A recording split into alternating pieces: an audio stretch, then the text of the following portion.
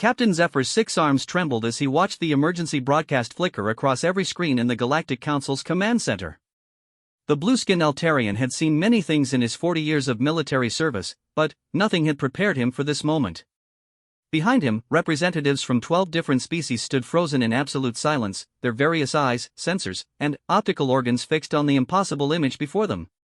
The Vorthak dragon had awakened. For 3,000 standard galactic years, the creature had slumbered in the depths of the Crimson Nebula, a place so dangerous that even the most desperate pirates gave it a radius of 50 light-years. Ancient texts spoke of its last awakening, when entire star systems had simply vanished from existence, leaving nothing but empty void where billions of beings had once lived their lives. The dragon was not just a predator, it was a force of nature, a living weapon that had emerged from the dark spaces between galaxies long before any of the current civilizations had even discovered fire. "Sir," whispered Commander Veltar, her crystalline form shimmering with fear-induced light patterns. "The sensor readings are off the charts. Energy signatures we've never seen before. Whatever this creature is capable of, our databases can't even calculate it." Zephyr nodded grimly, his 4 eyes never leaving the display. The dragon was massive, easily the size of a small moon, with scales that seemed to absorb light itself. Its wings stretched across kilometers of space, and, when it moved, reality itself seemed to bend around it. Ancient Galactic Council records spoke of creatures like this from the time before time, beings that had existed when the universe was young and wild magic still flowed freely through the cosmos. "What's its trajectory?" Zephyr asked, though he dreaded the answer. The tactical officer, a multi-tentacled Nexarian, consulted his instruments with obvious terror. "It's moving toward the Sol system, sir. Specifically toward the third planet Earth." A collective gasp echoed through the command center. Earth, the newest member world of the Galactic Council, home to the strange bipedal creatures called humans who had only just discovered faster-than-light travel 50 years ago. They were barely more than children by galactic standards, still learning their place in the vast cosmos.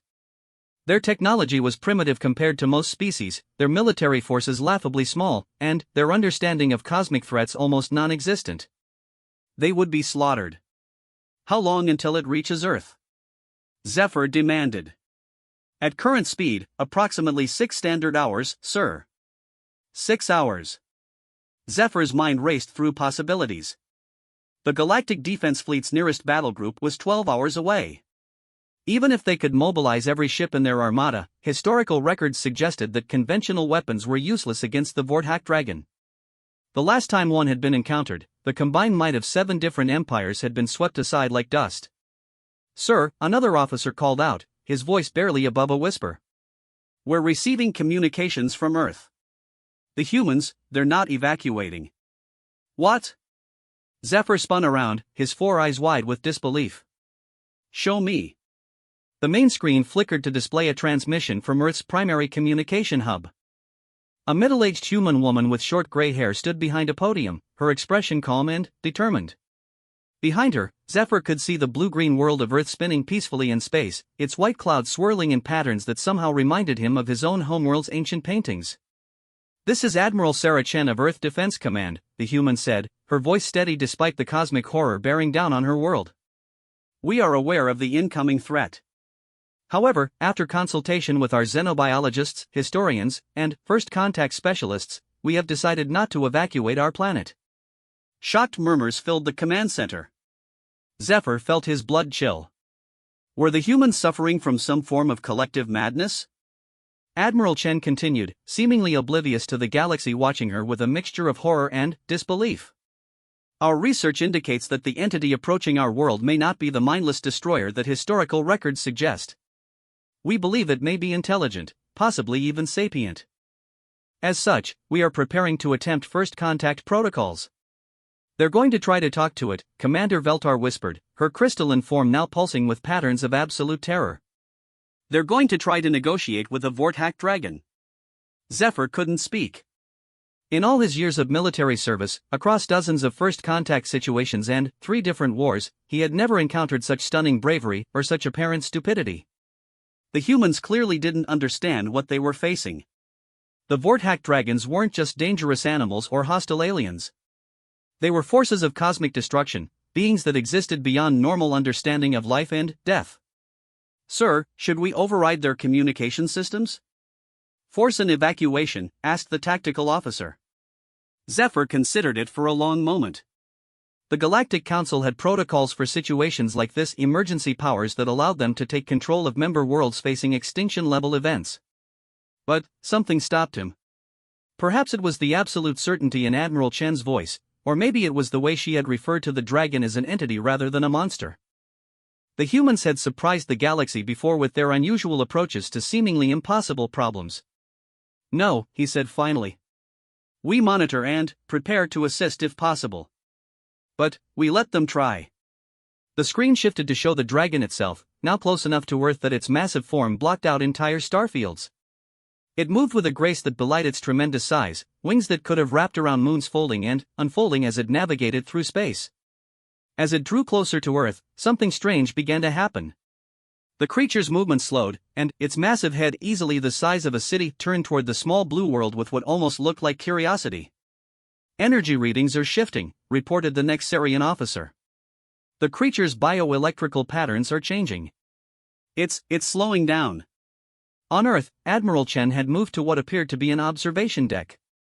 Through the transparent walls, they could see the dragon approaching, its scales now visible as individual plates each the size of a building.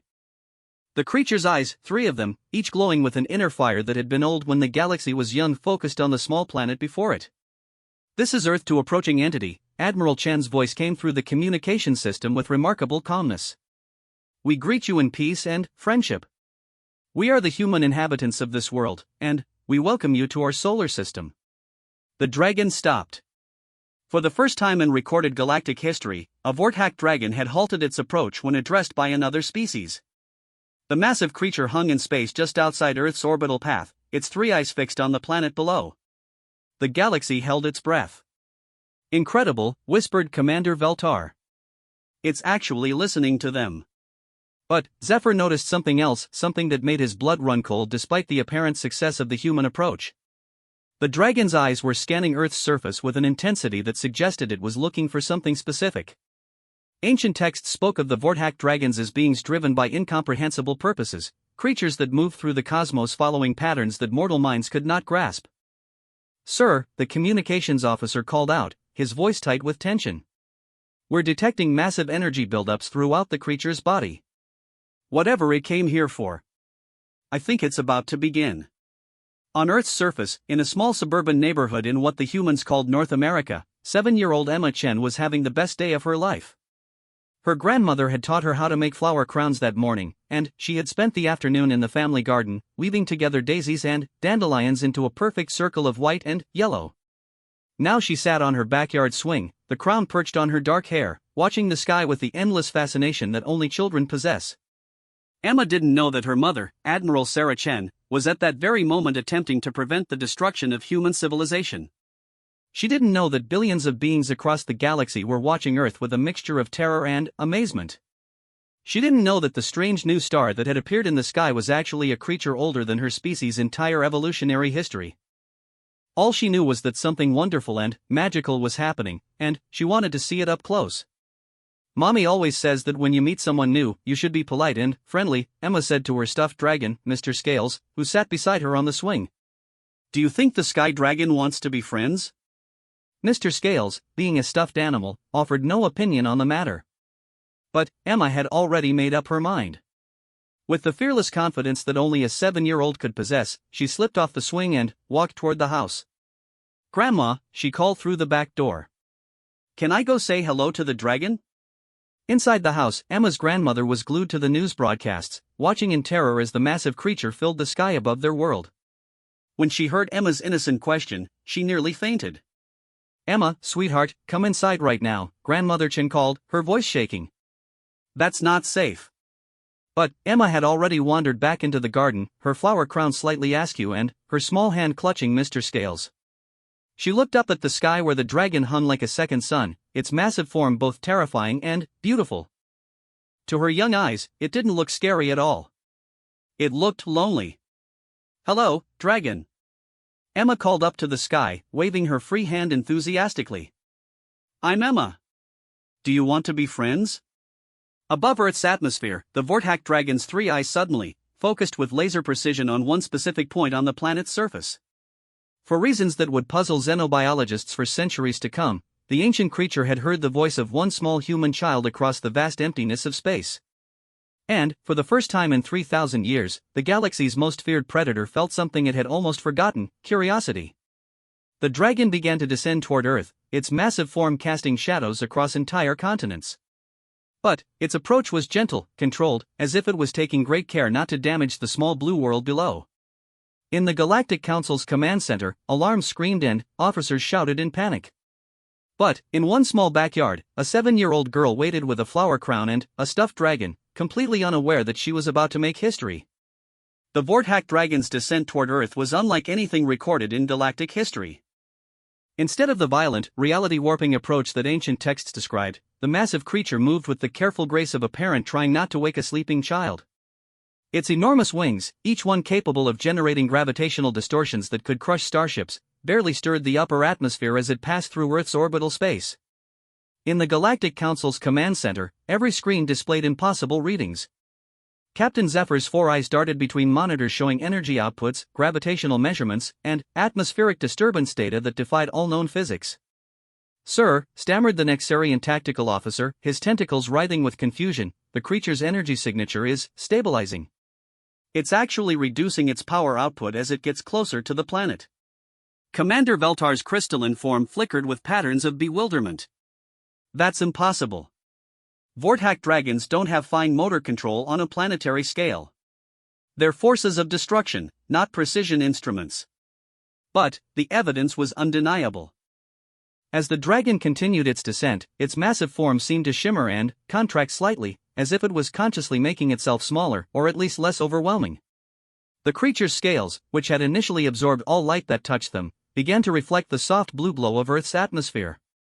Its 3 eyes, each the size of a city block, focused with increasing precision on a specific point on the planet's surface. "Where is it heading?" Zephyr demanded. The sensor readings scrolled across the main display. "North American continent, sir. Specifically, the Pacific Northwest region of the human settlement.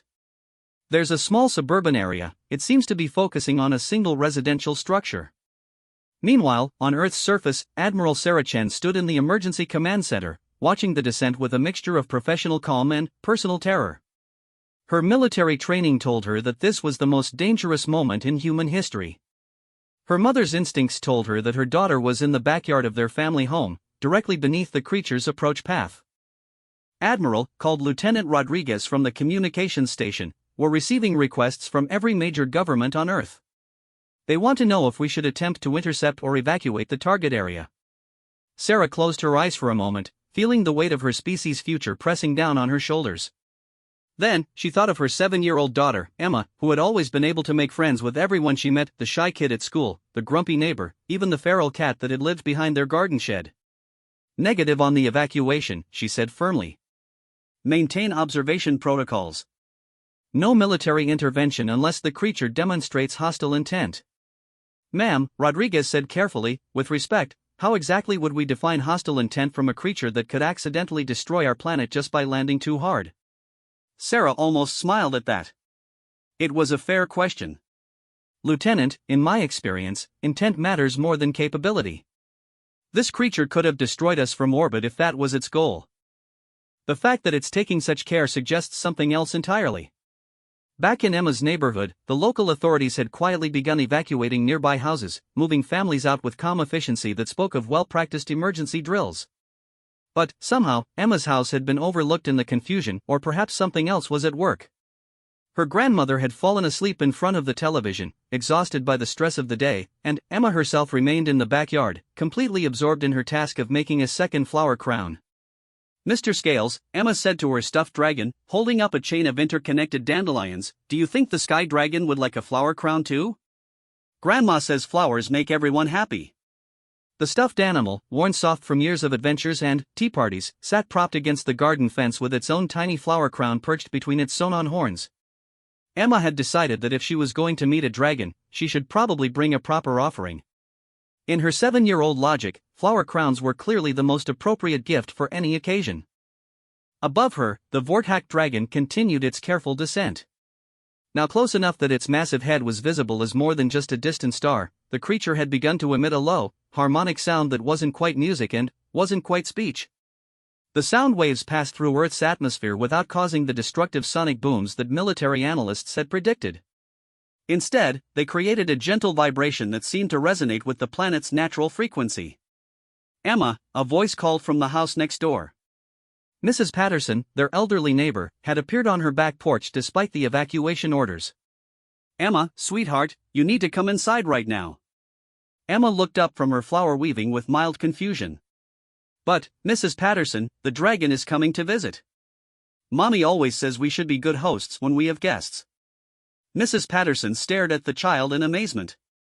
Above them, the Vortac dragon's massive form now filled a significant portion of the sky, its scales catching and reflecting the afternoon sunlight in patterns that created moving rainbows across the ground. The creature was beautiful in a way that defied description, terrible and magnificent and somehow gentle all at once. "Emma," Mrs. Patterson said, her voice shaking but determined, if you're going to stay out here, then I'm staying too. No child should face something like this alone." The old woman walked carefully across her backyard and climbed through the low fence that separated her property from the Chun family's garden. Emma beamed at her with the pure joy that only children can express. "Would you like to help me finish the dragon's flower crown?" Emma asked, as if they were preparing for a perfectly normal tea party instead of first contact with a cosmic entity of unimaginable power. Mrs. Patterson sat down on the grass beside Emma, her arthritic hands shaking as she reached for a dandelion. I suppose I could help with that, dear." Above them, the Vortac dragon had slowed its descent to almost nothing. The creature hung in the air roughly 1,000 feet above the suburban neighborhood, its massive wings moving in slow, careful beats that created the gentlest of breezes. Its three eyes, each one ancient beyond human comprehension, focused on the small scene below with what could only be described as fascination.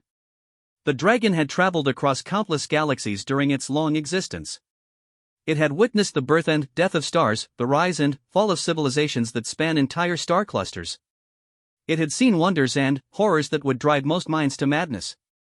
But never, in all its eons of existence, had it encountered anything quite like the small human child who sat in a garden making flower crowns and talking to stuffed animals as if cosmic forces of destruction were just new friends waiting to be met. In the Galactic Council Command Center, the sensor readings were becoming increasingly bizarre. "Sir," reported Commander Veltar, her crystalline form now pulsing with colors that indicated complete bewilderment, "the creature's bioelectrical patterns are. I've never seen anything like this.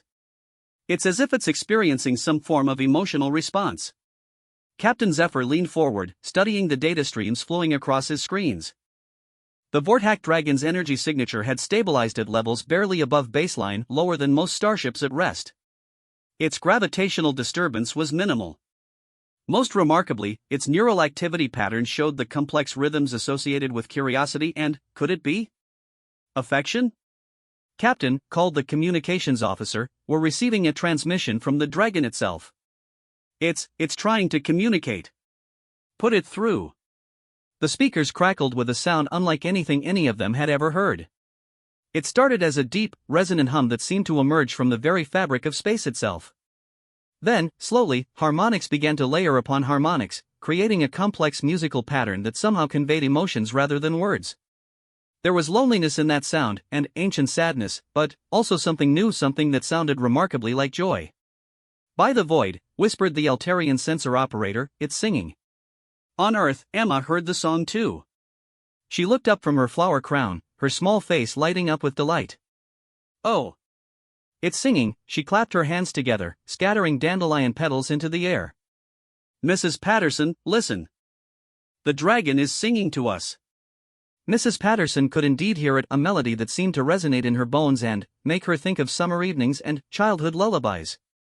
Despite her terror, she found herself humming along with the ancient harmonies. "Emma," she said softly, I think it likes you." Emma nodded seriously, as if this was the most natural thing in the world. "Of course it does. Everyone likes making friends. Even dragons." She held up the completed flower crown, a circle of dandelions and daisies woven together with the careful precision that only children can achieve when they're completely absorbed in a task. "Look! It's finished." Above them, the Vortac dragon's song grew more complex, more joyful. The creature began to descend again, moving with impossible care through the atmosphere. As it drew closer, its massive head became clearly visible, ancient and powerful, with scales that shifted color like oil on water and eyes that held the wisdom of eons. But there was something else in those eyes now, something that hadn't been there during any of its previous appearances in galactic history. There was gentleness. There was curiosity. And, most remarkably of all, there was what appeared to be genuine affection for the small being waiting in the garden below.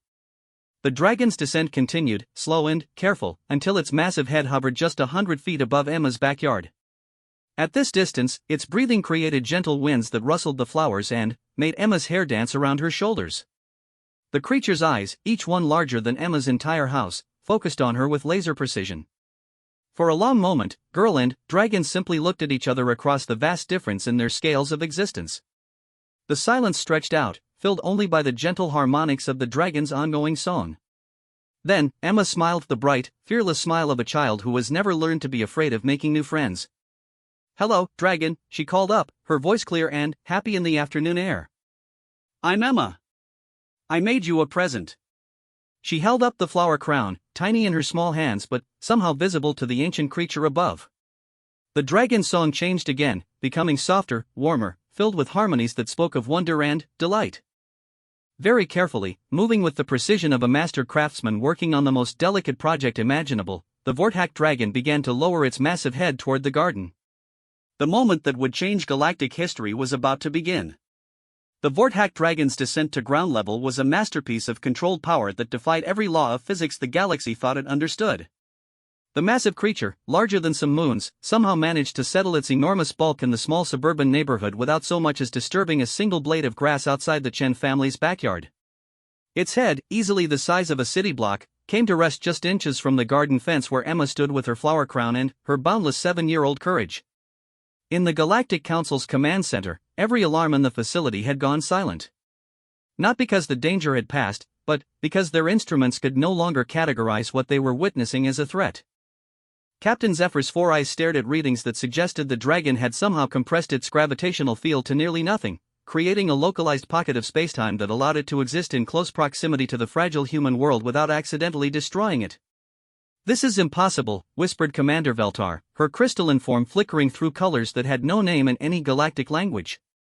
"The energy requirements alone should have torn the planet apart. How is it containing that much power?"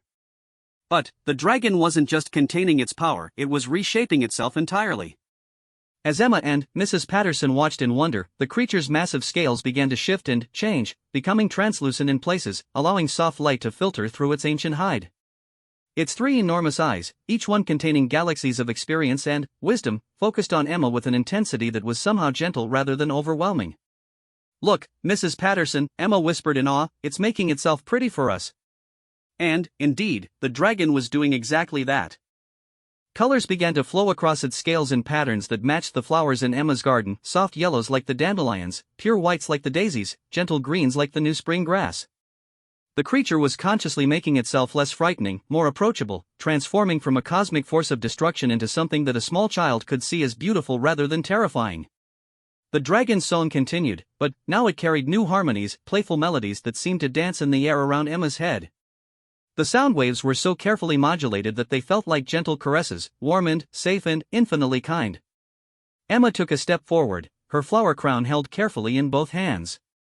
"Are you lonely, dragon?" she asked, her young voice carrying clearly across the impossible distance to the creature's consciousness. "You sound sad in your song.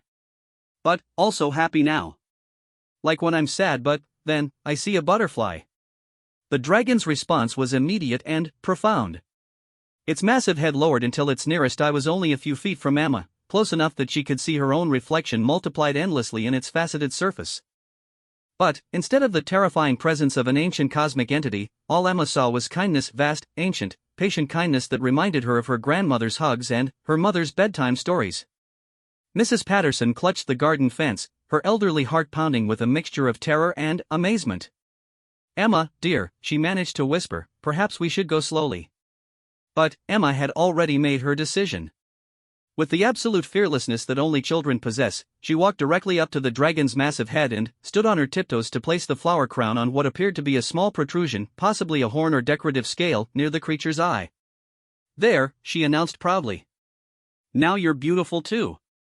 The effect on the Vorthak dragon was immediate and extraordinary. Its entire massive form began to glow with soft, warm light that had nothing to do with any energy weapon or cosmic power. This was pure joy, the simple, overwhelming happiness of a being that had been alone for eons suddenly, receiving an act of pure, unselfish kindness. The dragon's song exploded into harmonies so complex and beautiful that they could be heard across the entire solar system. On Mars, the small human research station stopped their work to listen in wonder. The lunar colonies paused their mining operations. Even the furthest automated probes in the outer planets picked up the transmission and relayed it back to Earth as the most beautiful music ever recorded.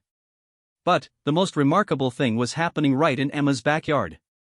The dragon, this ancient creature that had witnessed the birth of galaxies, was crying. Not tears of sadness, but tears of pure joy, crystalline drops that fell from its massive eyes and transformed into perfect diamonds as they touched the Earth. Each tear carried within it the compressed emotion of millennia, the loneliness of traveling between stars with no companionship, the wonder of finally finding someone who saw it not as a monster but as a friend. "Oh!" Emma gasped, clapping her hands as the diamond tears sparkled in the sunlight. "You like it? You really like it?" Then, with the impulsive affection that was as natural to her as breathing, Emma stood on her tiptoes again and planted a gentle kiss on the dragon's massive snout. The galaxy stopped. In the Galactic Council Command Center, every screen went white for exactly 3 seconds as sensors overloaded trying to process the energy surge that followed Emma's kiss. When the displays came back online, they showed readings that would be debated by scientists for centuries to come. The dragon's entire being had resonated with such powerful harmonics that the vibrations had actually improved the structural integrity of Earth's tectonic plates and somehow optimized the planet's magnetic field. But, more than that, in that moment of perfect, innocent affection, something profound had changed in the dragon itself. The ancient creature's consciousness, which had been locked in cycles of cosmic purpose and primordial programming for eons, suddenly expanded with new possibilities. For the first time since its creation at the dawn of time, the Vorthak dragon had experienced unconditional love. Captain Zephyr found his voice first among the stunned observers. "By all the void spirits," he whispered, "what has she done?" The answer came not from his instruments or databases, but from the dragon itself. The massive creature lifted its head slowly, carefully, so as not to disturb Emma or knock over any of the garden furniture. When it spoke, its voice was no longer the cosmic roar that had terrified civilizations. Instead, it was gentle, warm, filled with wonder and gratitude. "Little one," the dragon said, its words carried on harmonics that translated perfectly into every language in the galaxy. "In all my travels across time and space, through all the wonders I have witnessed and the sorrows I have endured, never have I been given such a gift." Emma beamed up at her new friend, completely unaware that she had just accomplished something that would be remembered long after her species had evolved beyond recognition. "Do you want to see my other toys? I have a tea set. We could have a party." The dragon's laugh was like music made of starlight and summer rain. "I would be honored, little Emma. But, first, I must ask, how did you know? How did you see past the fear that I carry with me wherever I go?" Emma tilted her head, considering the question with the serious thoughtfulness that children brought to important matters. "Well," she said finally, "Mommy always says that everyone needs friends, and nobody is scary once you get to know them. Besides, you have nice eyes. Mean people never have nice eyes." It was such a simple answer, such a perfectly childlike explanation, that it cut straight through eons of cosmic complexity to the heart of universal truth. The dragon, this ancient being that had puzzled philosophers and terrified civilizations, had been understood completely by a 7-year-old girl who judged character by the kindness she saw in someone's eyes. Across the galaxy, the implications of Emma's kiss began to ripple outward. The Vorthak dragons had been considered forces of nature, cosmic events to be fled from rather than entities to be communicated with. But, if one child could see past the terror to the lonely being beneath, what did that say about humanity's place in the universe? In the Altarian Empire, scholars began frantically revising their classifications of cosmic entities. The Crystalline Confederacy called emergency sessions to discuss the implications of successful diplomatic contact with a Vorthak dragon. Even the proud Nexarian Republic, which had never acknowledged humanity as more than a primitive species, found themselves forced to reconsider their entire understanding of galactic civilization. But none of that mattered to Emma Chen, who was currently explaining to her new dragon friend why Mr. Scales the stuffed dragon was the best tea party guest because he never spilled anything and always complimented her imaginary cookies. You see, Emma was saying seriously, holding up the worn stuffed animal, Mr. Scales is very polite. He always says please and thank you, and he never eats all the pretend sandwiches before everyone gets some. The Vorthack dragon studied the small stuffed toy with the same intense focus it had once used to navigate between galaxies. He seems like an excellent friend, the dragon agreed solemnly.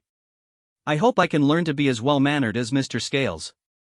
Mrs. Patterson, who had been listening to this conversation between a cosmic entity and a 7-year-old with increasing amazement, finally found her voice. Emma, dear, perhaps we should call your mother. I think she would want to know about your new friend. Emma nodded enthusiastically. Oh yes. Mommy loves meeting new people. She's going to be so happy that you're not scary after all. As Emma skipped toward the house to make her phone call, the dragon turned one of its massive eyes toward Mrs. Patterson. The elderly woman felt a moment of primal terror, but then she saw what Emma had seen: kindness, gratitude, and a gentle intelligence that held no threat for anyone. Thank you, the dragon said softly, for staying with her. For not being afraid. Mrs. Patterson surprised herself by smiling. Oh, I was terrified, she admitted. But, Emma, she has a gift for making everyone feel welcome. It seemed wrong to let her face this alone. The dragon's flower crown, absurdly small on its massive head but worn with obvious pride, caught the afternoon sunlight and cast rainbow patterns across the garden. For the first time in galactic history, one of the universe's most feared creatures was wearing daisies and dandelions, and, somehow, that felt like the most natural thing in the world. The moment that would reshape the galaxy had passed, but its consequences were only just beginning.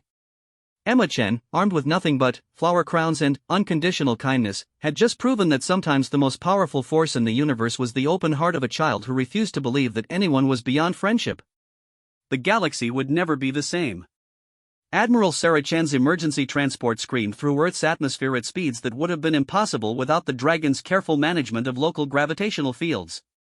When she finally burst into her own backyard, prepared for anything from first contact protocols to evacuation procedures, she found her 7-year-old daughter Emma setting up a tea party on the grass while the most feared creature in galactic history waited patiently for its turn to be served pretend cookies. Mommy!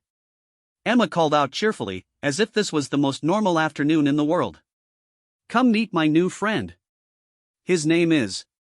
She paused, looking up at the massive dragon with sudden realization. Oh! I forgot to ask your name. The Vorthack dragon's 3 enormous eyes focused on Admiral Chen with an intensity that should have been overwhelming.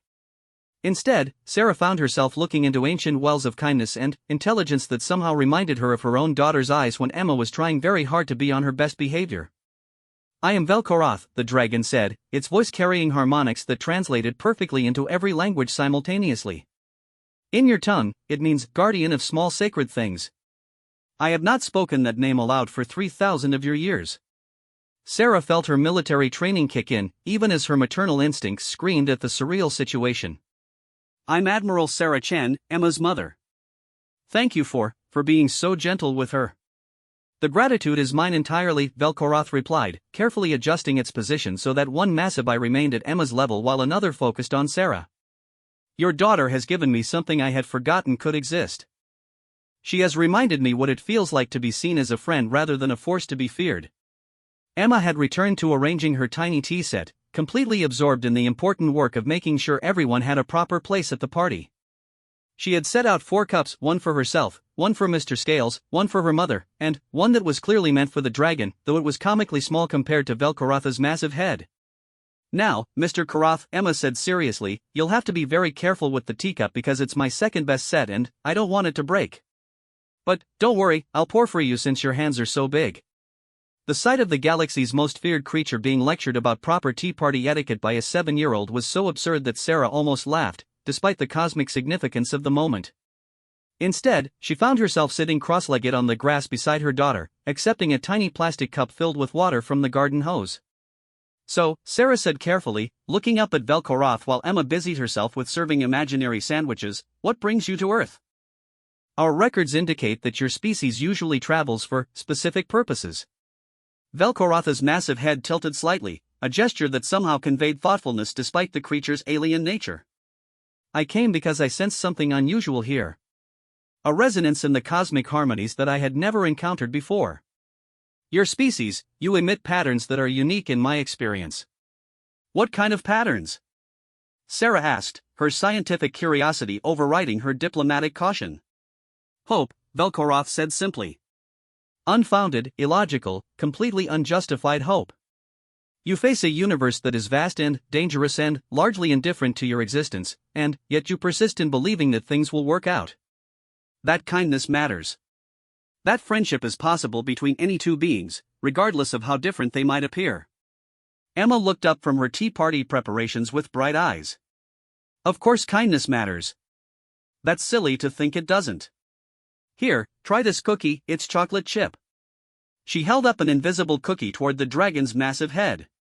Velkoroth lowered its head until its snout was just inches from Emma's hand. With exaggerated care, the ancient creature pretended to take a delicate bite of the imaginary treat. Delicious, it pronounced solemnly. The finest chocolate chip cookie I have ever tasted. Emma beamed with pride. I made them myself. Well, pretend made them.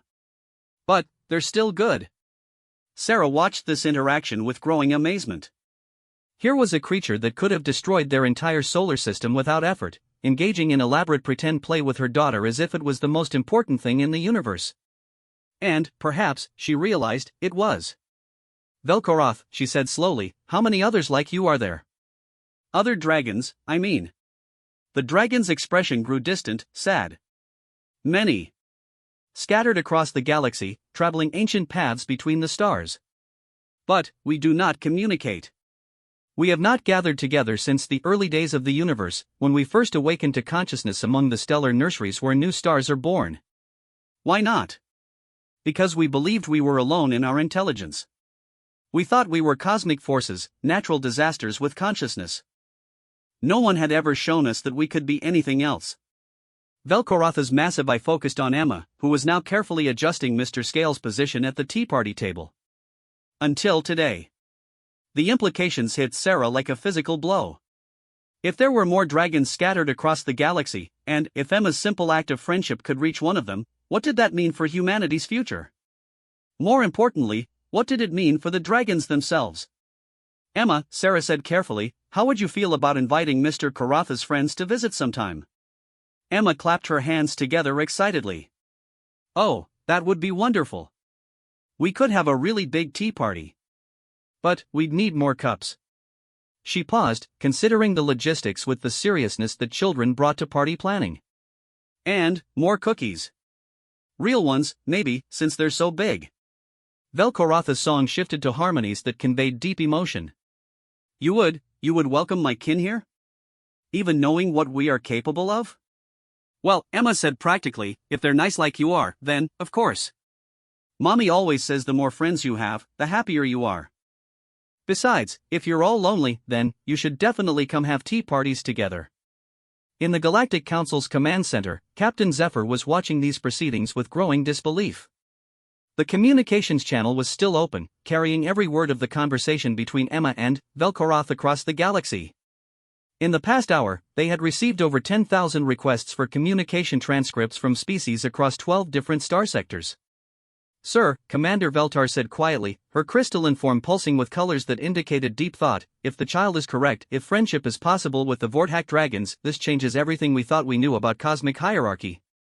Zephyr nodded grimly. The Vorthak dragons weren't just powerful entities, they were living bridges between different levels of cosmic existence. If humanity could communicate with them, form genuine relationships with them, it would elevate Earth from a minor member world to one of the most strategically important planets in the galaxy. But, more than that, it would mean that the ancient loneliness that had driven the dragons across the cosmos for eons was finally coming to an end. On Earth, Emma had finished serving tea to everyone at her party and was now explaining the finer points of proper conversation etiquette to her new friend. Now, when we have tea parties, we talk about nice things. Like flowers, or pretty music, or our favorite colors. What's your favorite color, Mr. Karoth? Velkoroth considered this question with the gravity of a philosopher pondering the nature of existence. I I believe my favorite color is the exact shade of yellow in your flower crown. I had never considered having preferences before today. Oh, that's dandelion yellow. Emma informed him helpfully. It's one of my favorites too because dandelions are everywhere and they're always happy to see you. Even when people think they're weeds, I think they're just little suns that decided to live in the grass. The dragon's massive form shimmered with gentle light that matched the dandelions perfectly. Little suns in the grass, it repeated wonderingly. Yes. I see now why that color appeals to me. It is the color of small, brave things that bring light to places where it is not expected. Sarah felt tears forming in her eyes as she watched her daughter casually revolutionize interspecies diplomacy through the simple act of treating a cosmic entity like a friend who had come over to play. Emma's gift wasn't just her fearlessness, it was her absolute conviction that everyone deserved kindness, no matter how different they might appear. Mr. Karath, Emma said suddenly, are you really lonely? Because if you are, you could stay for dinner. Grandma makes the best dumplings, and there's always enough for everyone. Velkoratha's three eyes all focused on Emma with an intensity that somehow conveyed infinite gentleness.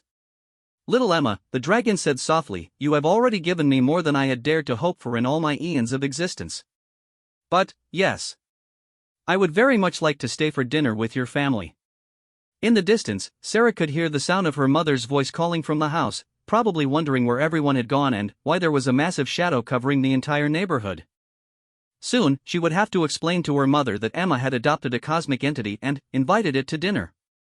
Somehow, Sarah suspected that her mother would take it exactly as calmly as Emma had. It seemed to run in the family, this ability to see past the impossible to the simple truth underneath.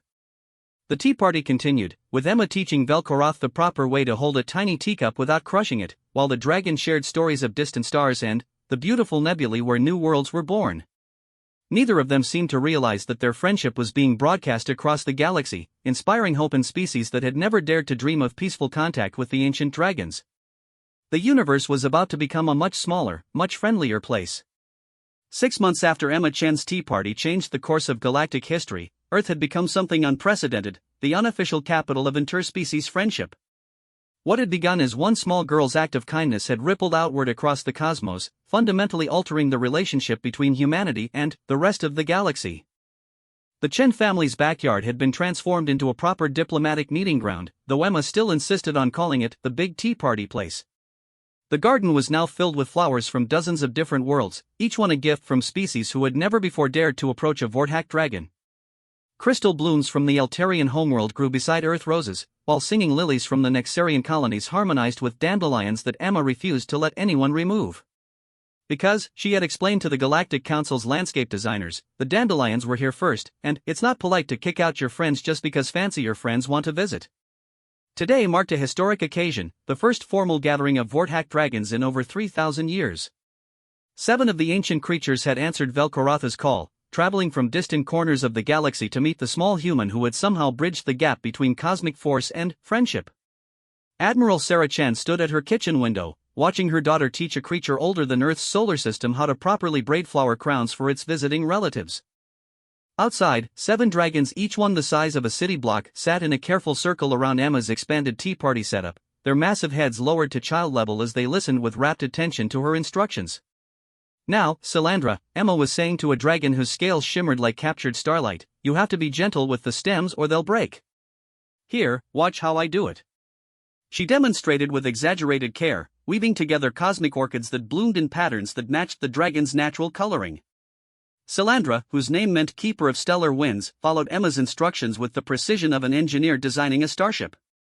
Like this, little teacher, the dragon asked, its ancient voice filled with the wonder of someone discovering a completely new form of art. Perfect. Emma clapped her hands in delight. See? You're already getting good at it. Soon you'll be able to make crowns for all your friends. Captain Zephyr, who had traveled to Earth specifically to witness this unprecedented gathering, stood beside Sarah at the window. His 4 eyes tracked the impossible scene outside with expressions of continuing amazement. Admiral, he said quietly, my government has asked me to inquire whether your daughter might be available for diplomatic consultation. The Eltarian Empire has 3 first contact situations that have been stalled for decades. After seeing what she accomplished here. Sarah smiled, though her expression was tinged with protective concern. Captain, Emma isn't a diplomat. She's a 7-year-old girl who happens to believe that everyone deserves kindness. I won't have her turned into some kind of cosmic negotiator. With respect, Admiral, Zephyr replied, she already is one. The difference is that she doesn't approach it like a job, she approaches it like play. And, somehow, that makes all the difference. Outside, Emma had moved on to teaching the dragons proper conversation techniques for tea parties. The sight of 7 cosmic entities of unimaginable power sitting politely in a circle, practicing saying please and thank you while balancing tiny teacups on their massive snouts, was so surreal that Sarah wondered if she was living in some kind of wonderful dream. The important thing, Emma was explaining seriously to Morthak the Voidwalker, is that everyone gets a chance to talk. So when someone is sharing something interesting, you listen really carefully and ask questions to show you care about what they're saying. Morthak, a dragon whose scales seemed to absorb light and whose eyes held the depths of interstellar space, nodded gravely. I understand, wise teacher. But what if I have traveled to places that might frighten others? I have seen the birth of black holes and the death of galaxies. Emma considered this question with the serious thoughtfulness she brought to all important matters. Well, you could tell those stories, but maybe focus on the pretty parts? Like, instead of saying I watched a galaxy die, you could say I saw a beautiful light show as old stars became new stardust that will grow into baby stars someday. Same thing, but nicer to think about. The dragons exchanged glances that somehow conveyed wonder despite their alien features. In all their eons of existence, none of them had ever considered that their experiences could be reframed in terms of beauty and hope rather than cosmic horror and inevitable entropy. Velkorath, who had become something of an unofficial translator between Emma and his kin, spoke up from his position at the tea party table. The little teacher shows us that perspective shapes reality. We have spent so long focusing on endings that we forgot to celebrate beginnings. Exactly. Emma beamed at him. That's what Grandma always says, there's always something good if you look for it. Even in sad things, there are good parts. Like when my goldfish Mr. Bubbles died, I was sad, but then I realized he got to live in our beautiful tank and eat all his favorite food and swim wherever he wanted. So even though he was gone, he had a really good life. Sarah felt her throat tighten with emotion. Her daughter's simple wisdom was reshaping beings older than human civilization, teaching them to find joy in existence instead of focusing only on its impermanence. Commander Veltar materialized beside them in a shimmer of crystalline light teleportation technology that the Eltarians had offered to share with Earth as part of the new friendship accords. Admiral Chen, she said, her voice carrying harmonics of excitement, you need to see the long-range sensor readings. Sarah followed the crystalline being to a temporary monitoring station that had been set up in the living room. The screen showed a map of local galactic space, dotted with moving indicators that represented various spacecraft and cosmic entities. What am I looking at? Sarah asked. Other dragons, Veltar replied, her form pulsing with colors that indicated amazement. Dozens of them. They're all converging on Earth. Word of your daughter's diplomatic breakthrough has spread across the entire galaxy. They're coming to learn what their kin have discovered here. Sarah stared at the display in shock. The implications were staggering. If dozens of Vorthak dragons were heading to Earth, it meant that humanity was about to become the center of the most significant shift in cosmic politics in galactic history. Outside, Emma had moved on to teaching the dragons how to sing together, their individual cosmic harmonies blending into a song so beautiful that it could be heard across the solar system. The music carried themes of friendship, hope, and the joy of discovering that loneliness was not a permanent condition. Mommy! Emma called through the window, come listen. Mr. Karath and his friends are making the most beautiful music. It sounds like what I imagine happiness would sound like if it could sing. Sarah stepped back outside, where the 7 dragons had arranged themselves in a complex harmony that seemed to make the very air shimmer with joy. Their song told the story of ancient wanderers finding home, of cosmic forces discovering gentleness, of beings who had thought themselves monsters learning that they were simply friends who hadn't been properly introduced yet. As the music swelled around them, Sarah realized that her daughter had accomplished something far more significant than successful first contact. Emma had proven that the universe's capacity for kindness was infinite, limited only by the courage to extend it to those who seemed most different from ourselves. Mrs.